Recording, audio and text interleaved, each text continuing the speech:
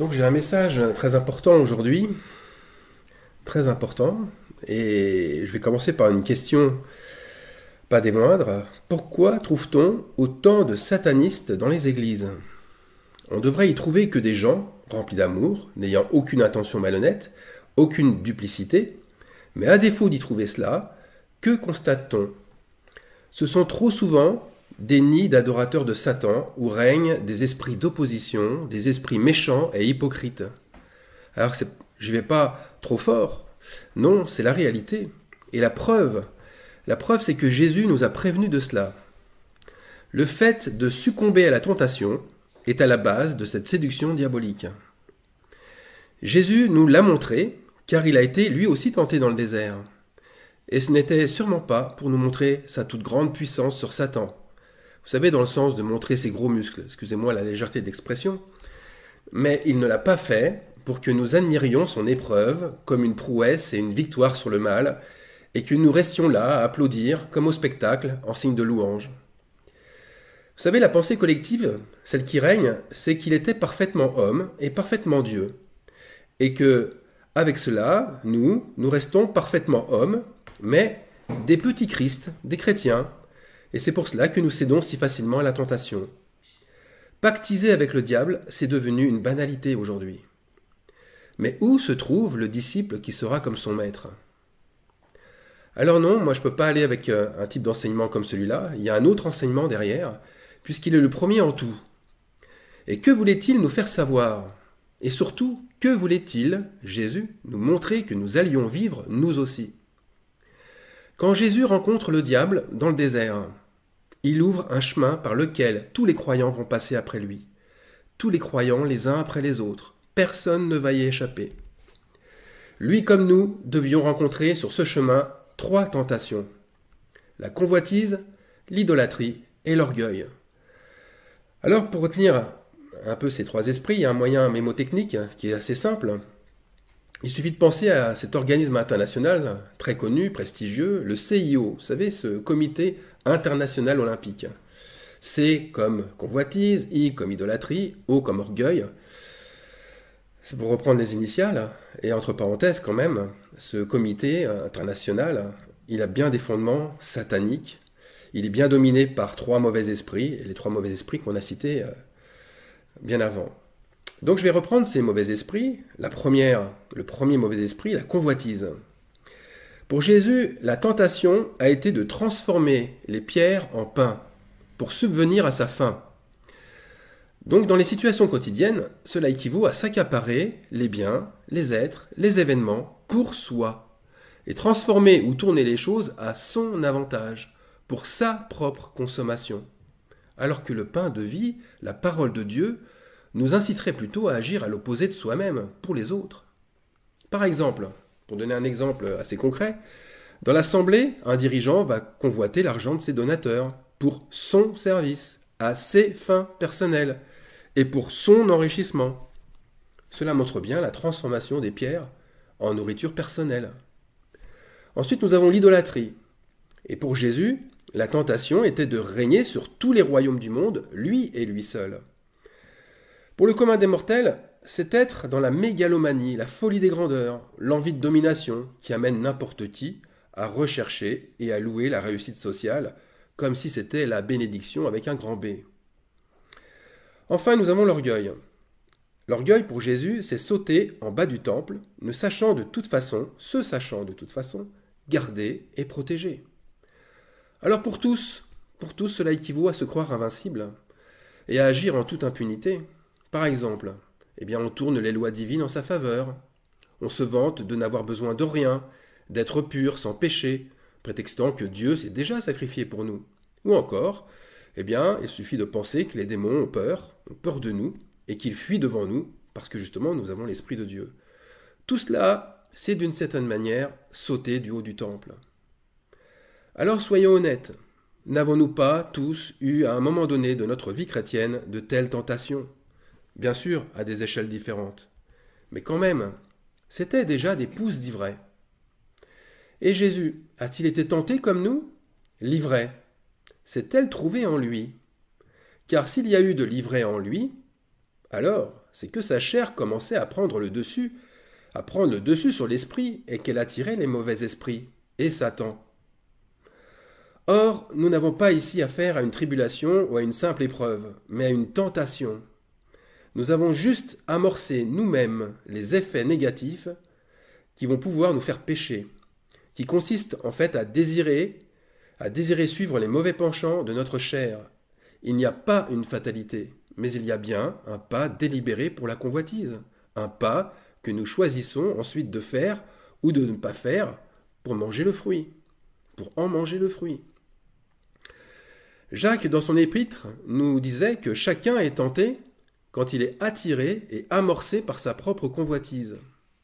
Alors voilà encore une autre façon de concevoir la parabole du semeur. Écoutez bien, je vais vous lire encore la parabole de Matthieu 13, 24 à 30, et je vais vous commenter après.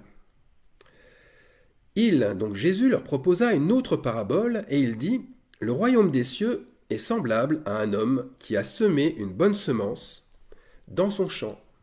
Mais pendant que les gens dormaient, son ennemi vint, sema de l'ivraie parmi le blé et s'en alla.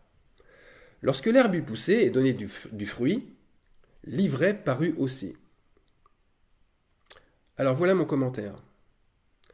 Lorsqu'un croyant est touché par la grâce, par l'esprit de repentance, il doit veiller sur son terrain, parce qu'il y pousse de l'ivraie. Le mot latin signifie une plante, ivresse, et cette plante procure de l'ivresse aussi. Par conséquent, le croyant, dans cet état-là, est loin d'être invulnérable, même en Christ. Pour comprendre cela, revenons à la chronologie des faits bibliques. À quel moment Jésus a-t-il été tenté? La réponse, juste après, je dis bien, juste après qu'il ait été baptisé par Jean-Baptiste et qu'il ait reçu l'Esprit du Père. Ça c'est Marc 1, versets 9 à 13. Alors pourquoi ce moment-là est-il si important?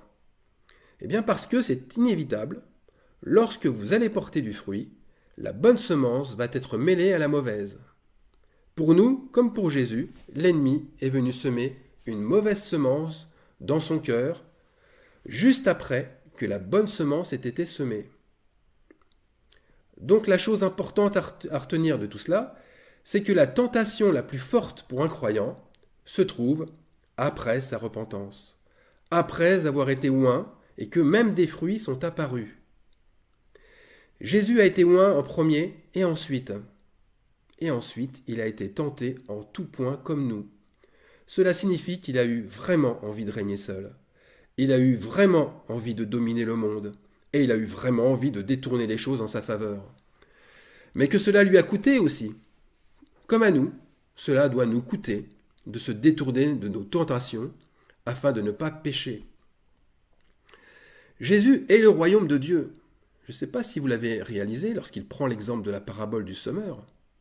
Mais le royaume de Dieu est semblable à lui, à Jésus, et à ce champ où après qu'il y ait eu une bonne semence, l'ennemi est venu en semer une autre.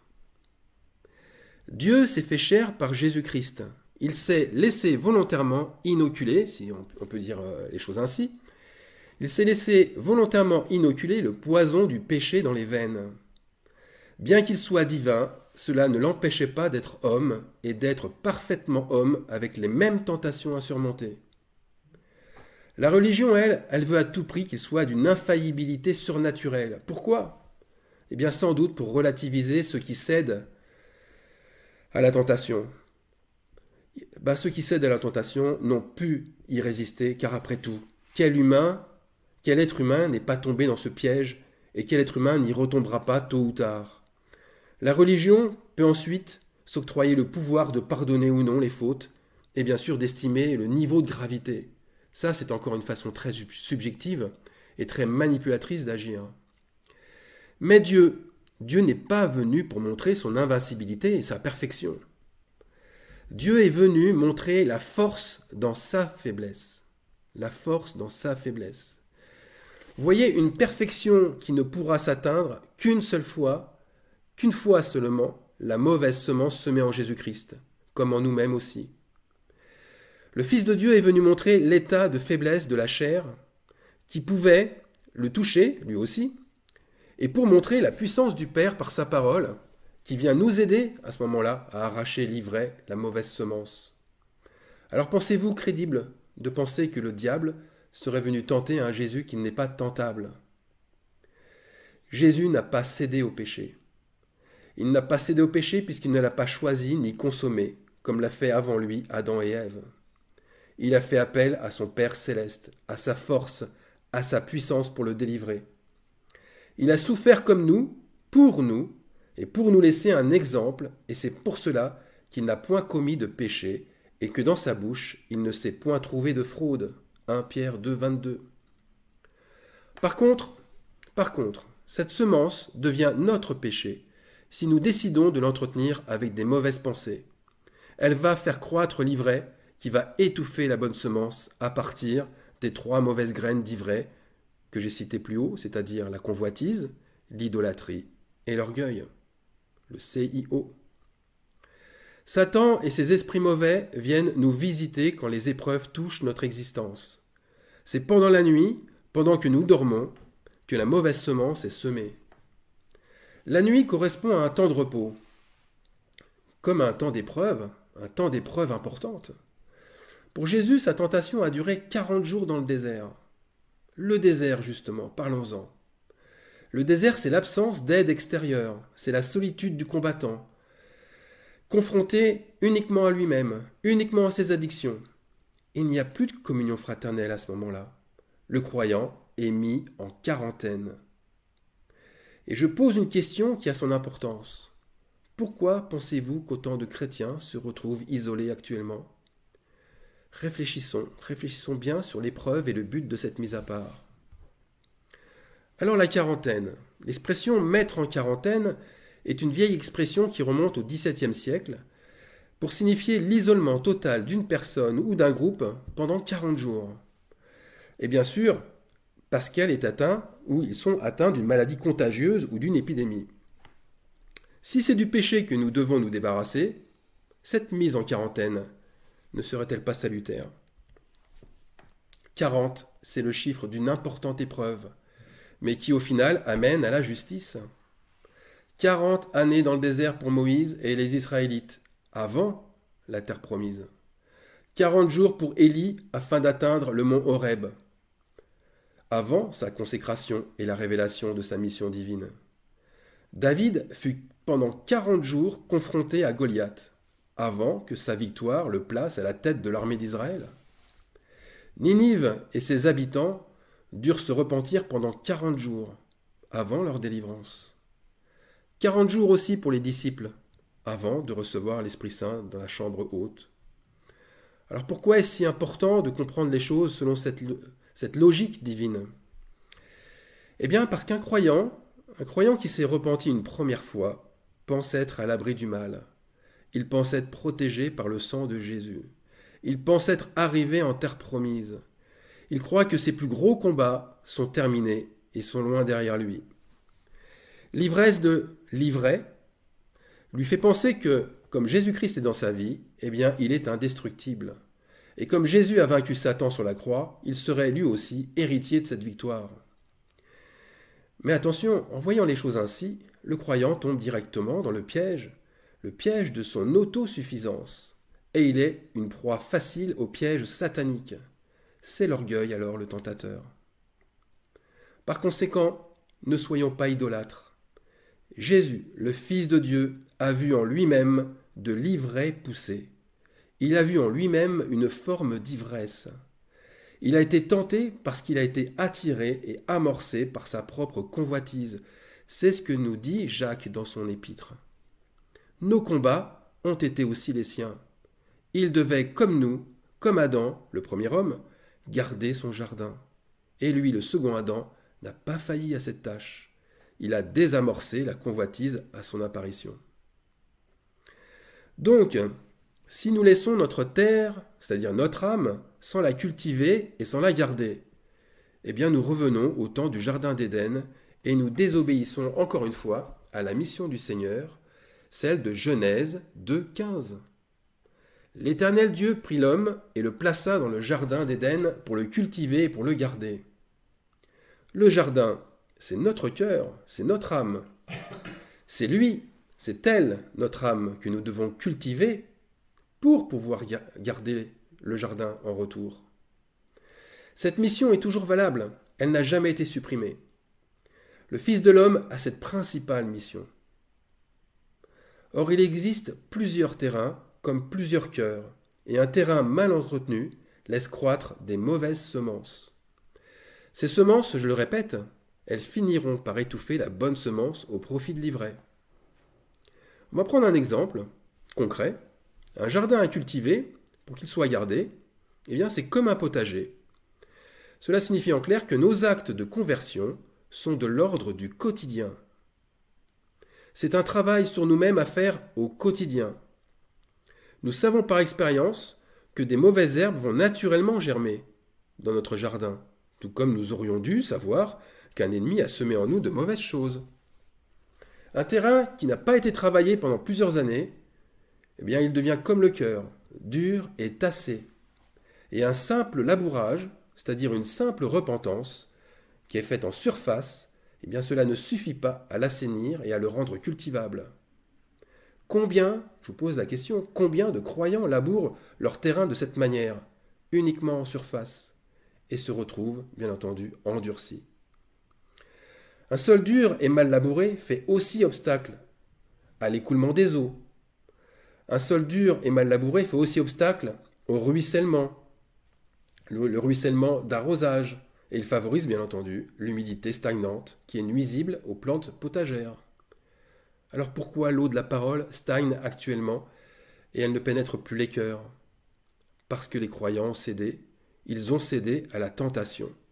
Beaucoup se sont résignés face à la difficulté et ils préfèrent se battre plutôt avec leur conscience qu'avec le péché. Donc leur sol, qui est humide, dur, mal labouré, eh bien il n'est guère favorable à la germination des graines. Ce sol n'est guère favorable au développement des racines, qui sont des parties essentielles de la majorité des plantes potagères. Alors que faut-il faire? Eh bien nous devons revenir à Genèse 2,15, qui a été complètement occulté. Il faut donc défricher le terrain, dépierrer la parcelle, enlever les mottes, défoncer le sol, labourer le terrain, affiner la terre, dresser des planches de culture. Vous voyez, pour un jardin, il y a du travail à faire. Et pour nous, tout cela, c'est se détourner des mauvaises choses. Et si tout ce travail n'est pas fait, mais rien de bon n'y poussera. Et à la longue, eh bien le sol restera dur, comme un cœur mal disposé. Et l'eau de la parole, qui sera stagnante, elle pourrira et sera nauséabonde. Votre maison, qui est aussi l'image de votre cœur, votre maison sera vide, et il y aura 7 esprits plus mauvais qui viendront y faire leur demeure. Et votre dernière condition, alors, eh bien, elle sera bien pire que la première. Et là, c'était Jésus qui parlait au peuple. C'est pour cette raison que nous devons veiller. Veiller attentivement sur nos âmes. Josué 23, 11. Et veiller attentivement sur nos actes aussi. Veillez afin que vous ne tombiez pas en tentation, puisque l'esprit est bien disposé, mais la chair est faible, disait Jésus à ses disciples. Bien entendu, en toute connaissance de cause. Veillez et demeurez ferme dans la foi. Persévérez dans la prière. Veillez-y. Veillez car votre adversaire, le diable, rôde comme un lion rugissant, cherchant qui il dévorera. Voyez-vous joindre, je ne sais pas si vous voyez, mais on voit poindre le jugement à l'horizon. On en revient justement au jugement du père incrédule qui vient voir Jésus et il se plaint justement de l'échec de ses disciples qui étaient incapables de libérer son fils. Et ce père finira par exprimer en sanglotant et en suppliant Jésus la chose suivante: viens au secours de mon incrédulité. Voyez, ceux qui garderont le jardin se garderont du mal en se repentant, comme lui, pour le cultiver. Dieu viendra au secours de leur incrédulité. Mais pour ceux qui auront laissé la convoitise, l'idolâtrie et l'orgueil se développer et étouffer la bonne semence, eh bien pour tout cela, ils manifesteront, c'est inévitable, le blasphème. Alors c'est quoi au juste blasphémer? Blasphémer, c'est voir dans son épreuve une injustice. Blasphémer, c'est croire que cette épreuve est envoyée par Dieu comme un test de foi. C'est paradoxal, mais quelqu'un qui se voit injustement condamné savait qu'il allait affronter les conséquences négatives de son péché. C'est pourquoi il blasphème. C'est pourquoi il reproche à Dieu ce qu'il devrait se reprocher à lui-même, sa faute, son iniquité. Dieu serait-il alors coupable du mal ? Allons, Job était dans ce même état. Il se croyait juste. Il voyait par conséquent l'injustice en Dieu. Il se voyait subir une tribulation pire que les païens peuvent vivre. C'est vrai que beaucoup de versets bibliques laissent entrevoir un châtiment divin à l'origine de nos épreuves. Mais regardez bien, Dieu nous a prévenus. Dieu nous laisse toujours un choix. En fait, ceux qui font le mauvais choix finissent dans la confusion. L'ivresse de l'ivraie amène à la confusion. Et la confusion, c'est d'avoir cédé à la tentation. Elle nous amène une épreuve qui n'arrête pas de marteler notre conscience. Et on ne sait plus du tout qui est à l'origine, car on s'est faussement jugé innocent dans l'affaire. Alors cette ivresse de l'ivraie, nous fait nous poser la mauvaise question. C'est le diable ou c'est Dieu le responsable ? Vous voyez, c'est un comportement d'évitement, et un comportement classique en psychologie. L'évitement. L'évitement consiste à se mettre en position de défense pour ne pas se trouver confronté à une situation redoutée. La personne se protège ainsi car elle a peur. La tentation a été permise par Dieu, mais c'est pour que nous puissions y mettre un terme rapidement, comme Jésus l'a fait, et non chercher à l'éviter ou à la cacher. C'est pourquoi nous qui sommes à l'origine de nos problèmes et de leur accroissement, voilà comment nous sommes. Dieu ne cherche pas à nous coincer, pas du tout, bien au contraire. Il a créé les conditions d'une malédiction, mais d'abord, regardez bien, d'abord et avant tout, il a créé les conditions d'une bénédiction. Après, c'est à nous d'agir en conséquence. Choisis la vie ou choisis la mort, nous dit-il. Il ne fait pas l'inverse, la grâce avant la loi. On va lire Deutéronome 30, 14 à 18. Ce commandement que je te prescris aujourd'hui n'est certainement point au-dessus de tes forces et hors de ta portée. C'est une chose au contraire qui est tout près de toi, dans ta bouche et dans ton cœur, afin que tu la mettes en pratique. Vois, je mets aujourd'hui devant toi la vie et le bien, la mort et le mal. Alors une petite parenthèse pour dire, vous voyez, la vie en étant associée au bien montre que nos actes nous sauvent. Et qu'inversement, la mort associée au mal, elle nous condamne. Verset 16 maintenant. Car je te prescris aujourd'hui d'aimer l'Éternel, ton Dieu, de marcher dans ses voies et d'observer ses commandements, ses lois et ses ordonnances, afin que tu vives et que tu multiplies, et que l'Éternel, ton Dieu, te bénisse dans le pays que tu vas entrer en possession. Là encore une parenthèse pour dire que Dieu cherche constamment notre bien. Il veut nous sauver, il veut nous gracier en premier. Mais voilà, c'est nous qui agissons là. Verset 17. Mais si ton cœur se détourne, si tu n'obéis point, et si tu te laisses entraîner à te prosterner devant d'autres dieux et à les servir, c'est-à-dire, on peut le dire, si tu te laisses céder à la tentation, verset 18, je vous déclare aujourd'hui que vous périrez et que vous ne prolongerez point vos jours dans le pays dont vous allez entrer en possession, après avoir passé le Jourdain. Alors voilà notre relation avec l'épreuve. Passer la tentation avec succès nous fera passer le Jourdain et entrer dans notre héritage en Christ. Notre héritage en Christ, c'est d'être sacrificateur à perpétuité selon l'ordre de Melchisédek. Alors maintenant, il faut se rendre aussi à l'évidence. Sion, c'est la cité sainte de la bénédiction. Mais par contre, Babylone, c'est la cité de l'ivraie, la cité de l'ivresse, bref, la cité de la confusion totale. Et cela débouche bien entendu sur la malédiction. Si on rejette la faute sur Dieu ou sur le diable, eh bien, on est toujours en Babylone. On développe une confusion qui revient à nier constamment son péché. Dans les derniers jours, tous ceux qui sont dans le déni par rapport à leur faute, eh bien, ils blasphémeront, et pour beaucoup, en croyant même rendre un culte à Dieu. Voilà où la tentation nous amène lorsque nous la négligeons. Alors ne soyons pas négligents. Veillons attentivement pour contrer la tentation. Car c'est après l'avoir vaincue, seulement après l'avoir vaincue, que nous recevons la puissance du Saint-Esprit, comme Jésus l'a reçu avant nous. On va lire pour ça Luc 4, versets 13 à 15. Après l'avoir tenté de toutes ses manières. Là, on sait par quoi il a été tenté, Jésus, par la convoitise, l'idolâtrie et l'orgueil. Eh bien, le diable s'éloigna de lui jusqu'à un moment favorable. Là, on sait qu'il va attendre que la chair prenne un peu le dessus. Et Jésus, revêtu de la puissance de l'Esprit, voilà, Jésus, revêtu à ce moment-là de la puissance de l'Esprit, retourna en Galilée, et sa renommée se répandit dans tout le pays d'alentour. Il enseignait dans les synagogues, et il était glorifié par tous. Jésus a montré la voie en étant baptisé d'Esprit Saint après avoir vaincu la tentation, pas avant. La virginité de la fille de Sion possède un coût très élevé.